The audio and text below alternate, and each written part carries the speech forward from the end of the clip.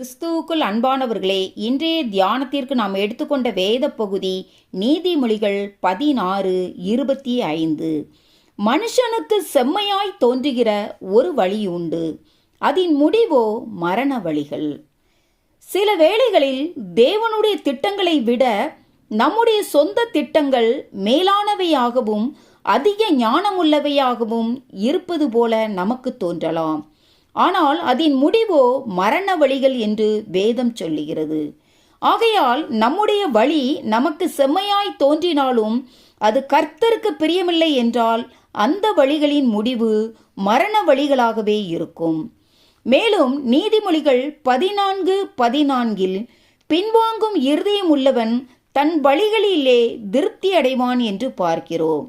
எனவே நமது சுய சித்தம் நம்மை பல திசைகளில் நடத்தி முடிவில் மரணத்திற்கு வழி நடத்திவிடும். அப்போது நாம் தேவனுடைய பிரசன்னத்திற்கு அந்நியராகி விடுவோம். தேவன் யோனாவை நினிவேக்கு போகச் சொன்னார். அவனோ நினிவேக்கு செல்வதற்கு பதிலாக தர்சீசுக்கு போக திட்டமிட்டான். அதன்படி அந்த இடத்துக்கு போக ஒரு கப்பலும் அவனுக்கு ஆயத்தமாய் இருந்தது.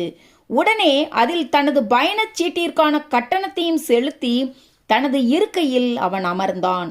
இப்படியாக சிறிது நேரத்திற்கு அவனது சுய சித்தம் அவனுக்கு அனுகூலமாக இருந்தது. ஆனால் விரைவில் ஒரு பெருங்காற்று அவன் பிரயாணம் செய்த கப்பலின் மேல் மோதியது. இதனால் அவன் மரணத்தை சந்திக்கும் அளவிற்கு பிரச்சனைகளை எதிர்கொள்ள நேர்ந்தது. ஆகையால் நம்முடைய சொந்த திட்டங்கள் நமக்கு செம்மையாகவும் நம் மாம்சீகமான மனதுக்கு இன்பமாக தோன்றினாலும் நாம் அவைகளை விட்டு விடுவதே நமக்கு நலமாயிருக்கும். எனக்கு அன்பானவர்களே, தன் சொந்த திட்டங்களை உடையவனாயிருந்து தேவனுடைய திட்டத்தை விட்டு ஓடிய ஒரு யோனாவாக நாம் இராமல், சீக்கிரத்திலோ அல்லது தாமதமாகவோ ஒரு புயற்காற்று நம்மீது வீசும் என்பதை நினைவிற்கொண்டவர்களாய் நம்முடைய வாழ்க்கையையும் எதிர்காலத்தையும் பாழாக்கி போடும் பிசாசின் வழிகளையும் நம் சொந்த வழிகளையும் நம்முடைய ஜீவியத்திலிருந்து நீக்கி போட தேவன் தாமே நம் ஒவ்வொருவருக்கும் உதவி புரிவாராக. ஆமேன். அல்லேலூயா.